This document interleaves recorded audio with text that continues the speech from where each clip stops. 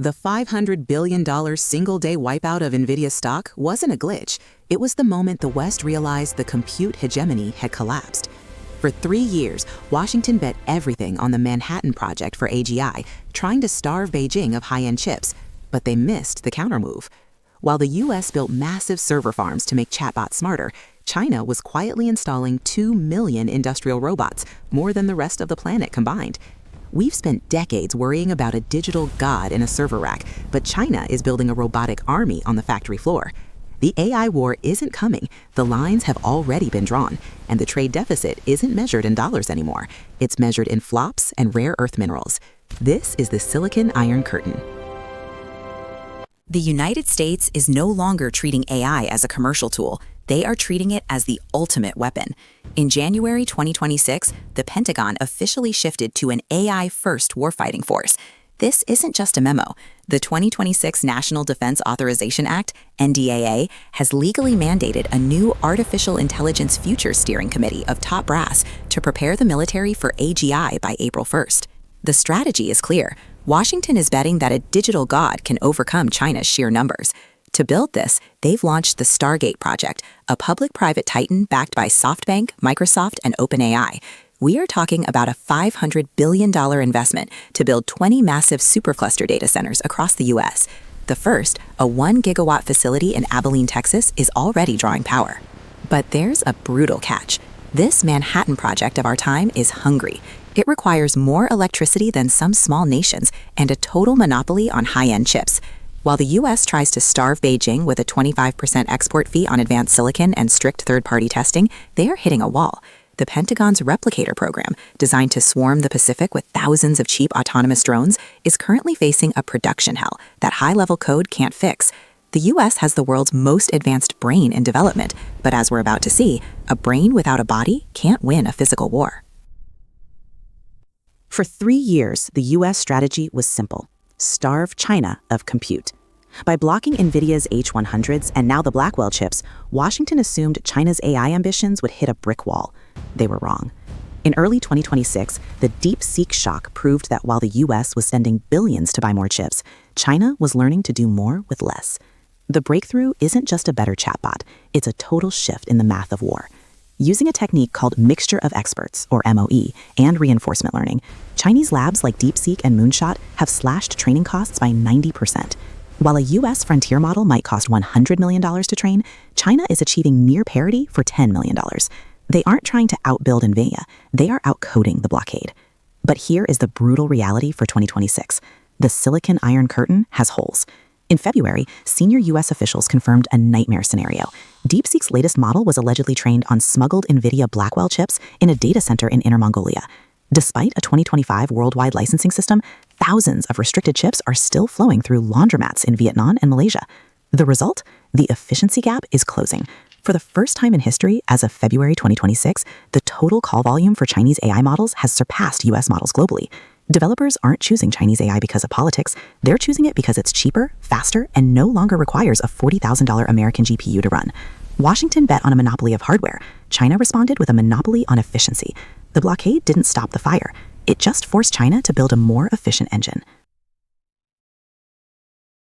While Silicon Valley argues over the ethics of AGI, China is winning the war for physical AI. As of March 2026, the numbers are staggering. China has officially installed over 2.1 million industrial robots, representing more than half of the world's total operational stock. In 2024 and 2025 alone, Beijing installed more robots than the rest of the world's nations combined. The strategy has shifted from catch up to pull ahead. In the 2026 two sessions held just days ago, Xiaomi's Lei Jun and other tech leaders submitted a radical blueprint to the National People's Congress. Their proposal?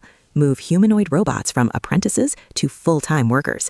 They aren't talking about lab experiments. They've set a hardcore target for 2027. Humanoid robots must achieve a mean time between failures, or MTBF, of 10,000 hours. That's 500 days of 20-hour shifts without a single breakdown, the threshold for replacing a human employee on a production line. China's Ministry of Industry and Information Technology, or MIIT, is backing this with the AI plus Manufacturing Initiative, aiming to deploy 500 key application scenarios by next year. While the US leads in generative AI that makes videos and text, China leads in embodied AI that makes cars, semiconductors, and drones. The gap is terrifying. In the US, robot density in manufacturing has grown slowly, reaching roughly 300 robots per 10,000 employees. China has already surged past 470 per 10,000, and they aren't stopping. They've even become a net exporter of industrial robots for the first time in history. The US is building a digital mind that lives in the cloud. China is building a physical army that lives on the factory floor. If the AI war ever moves from server farms to the real world, the side with the most hands wins.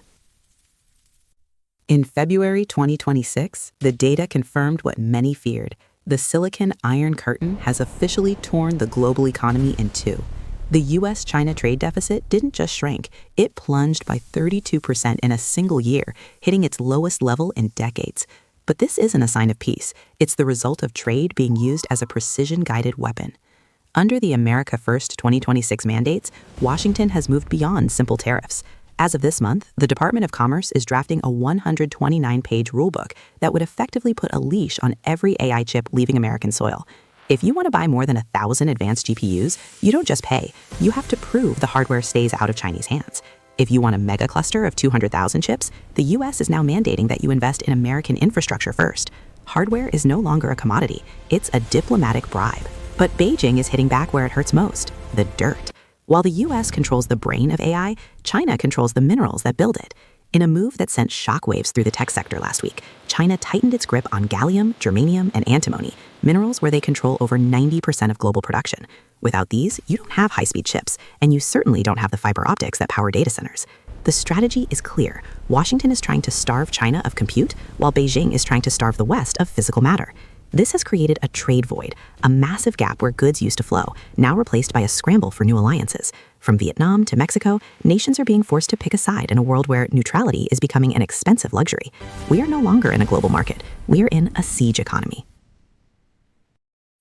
The AI war isn't just being fought in Washington and Beijing, it's being fought for the soul of the swing states. Countries like the UAE, Singapore, and Kenya have become the high-stakes laundromats and testing grounds for restricted technology.